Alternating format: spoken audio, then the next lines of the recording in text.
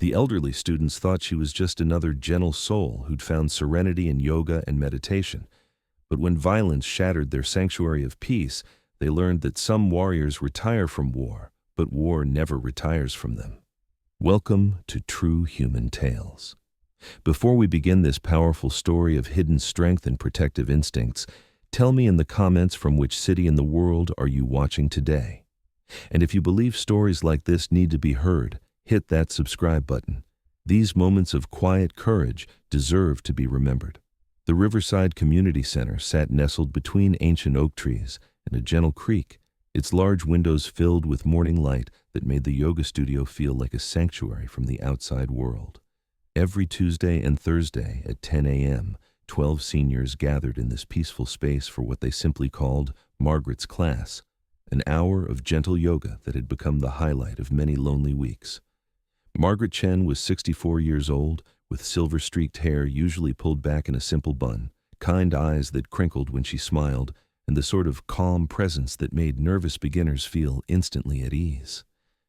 She moved through the studio with fluid grace, demonstrating poses with a flexibility that impressed students half her age. Remember, yoga isn't about perfection, Margaret would say in her soft, measured voice. It's about finding peace in the present moment, honoring where your body is today. Her students adored her. They called her Teacher Margaret and would arrive early just to chat about grandchildren, health concerns, doctor appointments, and the small joys that filled their retirement years.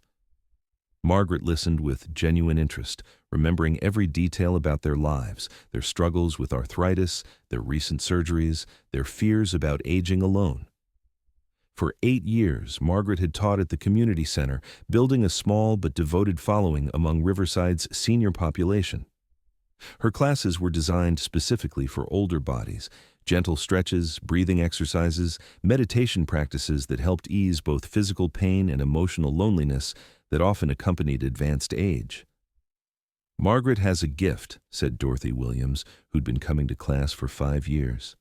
"She makes us feel young again, like our bodies are still capable of beautiful things. More importantly, she makes us feel seen and valued." What Dorothy and the other students didn't know was that Margaret Chen had spent 15 years as an Army combat medic, specializing in battlefield trauma care and advanced hand-to-hand combat training. What they didn't know was that she'd served 3 tours in Iraq and 2 in Afghanistan, earning commendations for valor under fire. What they didn't know was that the gentle hands that guided them through yoga poses had once performed emergency surgery in combat zones and neutralized enemy combatants with deadly precision. Margaret had retired from military service 8 years ago after a traumatic incident involving civilian casualties that had shattered something fundamental inside her. She'd come to yoga seeking healing for wounds that went deeper than flesh, and gradually discovered that teaching others to find peace had helped her find it herself. Thursday morning began like every Thursday for the past 8 years. Margaret arrived at the community center at 9:30 a.m. to prepare the studio, arranging yoga mats in a perfect circle and lighting the lavender candles that helped create their sanctuary atmosphere. The familiar ritual of preparation centered her mind and reminded her of the healing journey that had brought her here. She performed her own brief morning practice, moving through poses with muscle memory that came from years of maintaining peak physical fitness. But her movements were different now. Where military training had emphasized power and efficiency, yoga had taught her grace and mindfulness. Each pose was a meditation on transformation. Her students began arriving at 9:45 a.m., most walking slowly with canes or walkers, chatting quietly about the weather and their aches and pains. Margaret greeted each one personally, asking about their week, their families, their health concerns with genuine care. "Good morning, Harold," she said to a 78-year-old veteran who'd been struggling with PTSD and chronic pain. "How are you sleeping? Did those breathing exercises help with the nightmares?" "Better, thanks to what you taught me," Harold replied gratefully. "That technique you showed us really helps when the memories come back at night." Margaret smiled, remembering her own struggles with combat nightmares and the healing power of controlled breathing. "I'm so glad. Let's work on some more calming techniques today that might help even more." The class began with gentle warm-ups, Neck rolls, shoulder shrugs, simple stretches that helped aging joints move more freely. Margaret's voice was soothing, encouraging, never pushing anyone beyond their comfort zone or personal limitations. Breathe into any tension you're holding, she guided them with infinite patience. Let your body tell you what it needs today. Honor your body's wisdom. Margaret moved among her students, offering gentle adjustments, supporting wobbling arms, providing modifications for those with limited mobility. Her touch was healing, her presence calming. This was her meditation, helping others find peace in their bodies and minds while finding her own healing in the process. What her students didn't realize was that Margaret's enhanced awareness never fully shut off. Even in this peaceful setting, part of her mind automatically tracked entrances and exits, noted unusual sounds, monitored the parking lot through peripheral vision. 15 years of military training had made situational awareness as natural as breathing. At 10:34 a.m., the class was flowing through a gentle seated spinal twist when Margaret heard something that didn't belong in their sanctuary. Car doors slamming too hard, footsteps moving with purpose rather than the casual pace of community center visitors, voices speaking in low, urgent tones. Margaret continued guiding the pose while her awareness shifted into a mode she hadn't accessed in 8 years. Her breathing remained steady, her voice calm, but every military instinct had quietly activated. Now let's move into child's pose, she said gently, watching her students fold forward into the restful position. Take your time. Breathe deeply. Through the studio's large windows, Margaret could see 2 men approaching the building's main entrance. Dark clothing, tense body language, hands moving to check something concealed under their jackets. Her enhanced pattern recognition, developed through years of identifying threats in combat zones, screamed warnings. Margaret positioned herself near the studio door while maintaining her teacher persona. I'm just going to dim the lights a bit for our relaxation, she said softly, moving to where she could observe the hallway. The men had entered the building. She could hear the community center's elderly receptionist, Mrs. Peterson, greeting them with her usual cheerful welcome. Then her voice changed, surprise, then fear. Please, just take whatever you want from the register, Mrs. Peterson said, her voice trembling. Don't hurt anyone. Margaret's blood went cold. Armed robbery in a building filled with vulnerable seniors, including her 12 students who were currently in child's pose, eyes closed, completely defenseless. Everyone stay in child's pose, Margaret said quietly, her voice carrying a new undertone of authority that made several students look up. We're going to have a little change in our routine today. She moved to the studio door and quietly turned the lock, then activated the emergency notification system she'd insisted the community center install, a direct line to local police that also sent alerts to cell phones of all staff members. Margaret's transformation was immediate but invisible to her students. Her posture shifted subtly, her movements became more purposeful, and her mind began tactical calculations that had nothing to do with yoga. 2 subjects, armed, in the main lobby. Approximately 15 civilians in the building, most elderly with limited mobility. Multiple exit routes from the yoga studio, but evacuating students would expose them to greater danger. Best option, neutralize threats before they could harm innocents. Teacher Margaret, whispered Dorothy Williams, sensing the change in atmosphere, is everything okay? Everything's fine, Dorothy. Just stay in child's pose and keep breathing deeply, Margaret replied, her voice maintaining its usual calm, even as her tactical training fully activated. Margaret moved to her equipment bag, where among yoga props and aromatherapy supplies, she kept something most yoga instructors didn't carry, a tactical knife and pepper spray, maintained out of habits that 15 years of military service had made automatic. The sounds from the lobby were getting worse. Male voices shouting demands, Mrs. Peterson crying, other staff members being forced to comply with whatever the robbers wanted. Margaret knew that armed robberies of community centers often escalated when criminals realized how little cash was actually available. Teacher Margaret, Harold the veteran said quietly, his own combat instincts telling him something was wrong. What's happening out there? Margaret looked at Harold, seeing the recognition in his eyes. Stay with the others, Harold. Keep them calm. I need to check on something.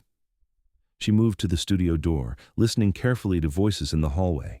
Two men, agitated, demanding access to other parts of the building where they believed more money might be stored. In 60 seconds, they would start searching rooms systematically.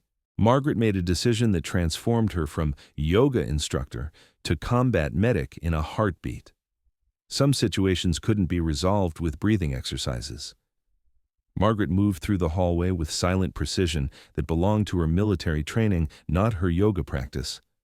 15 years of combat experience had taught her to navigate hostile environments without making sound, and the community center's familiar layout gave her tactical advantages the intruders didn't expect.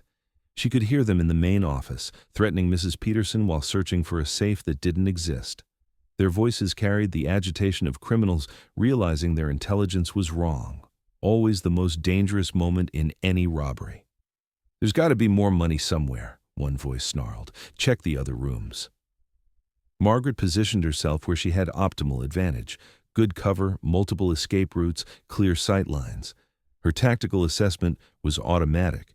2 subjects, probably armed with handguns based on their confidence level, poor discipline evidenced by their loud voices and lack of posted security. They were amateurs, but amateurs with weapons were often more dangerous than professionals. Margaret's approach was textbook military. Exploit their lack of training, use superior positioning, neutralize threats with minimal force necessary to protect civilians. Her hands, which had guided her students through gentle stretches an hour ago, now moved with deadly precision born from combat training. The first man never saw her coming. Margaret's hand-to-hand combat training emphasized speed and efficiency, disabled the threat before it could escalate. He was unconscious before his weapon hit the floor. The second man turned at the sound, finding himself facing someone whose calm competence suggested professional military training. His mistake was hesitating to process what he was seeing. A woman in yoga clothes, moving with the confidence of a special operations soldier. "Drop your weapon," Margaret said, her voice carrying command authority that made Mrs. Peterson stop crying and stare. Instead of complying, the man raised his gun toward the elderly receptionist. Margaret's response was instantaneous. 15 years of muscle memory took over, and the threat was neutralized before he could endanger any civilian. Police arrived 6 minutes later to find Margaret calmly securing the scene and providing first aid to Mrs. Peterson, who was shaken but unharmed. The 2 robbers were restrained with zip ties from Margaret's emergency kit, equipment that most yoga instructors didn't carry. Detective Sarah Walsh had seen many crime scenes, but this was unique. "Ma'am, I need to understand what happened here. 2 armed suspects, professional takedown, 0 civilian casualties. That's not typical civilian response." Margaret looked toward the yoga studio, where her students were still following Harold's guidance to remain calm and continue breathing exercises. "I'm a yoga instructor, detective. I help people find peace." "And before that?" Margaret's smile was gentle but carried weight. "Before that, I was Army combat medic, 15th Forward Support Battalion, 3 tours Iraq, 2 Afghanistan, but I've been teaching yoga for 8 years." Detective Walsh studied the scene, the precision of the takedowns, the professional restraint techniques, the tactical positioning. "Those students have no idea, do they? They know I teach them yoga and care about their well-being. That's all they need to know." The investigation revealed that the robbers had specifically targeted the community center because they believed senior-focused facilities kept large amounts of cash on hand. They'd conducted surveillance for weeks, categorizing the building as a soft target with elderly, defenseless occupants. They had severely underestimated the capabilities of the woman in yoga pants.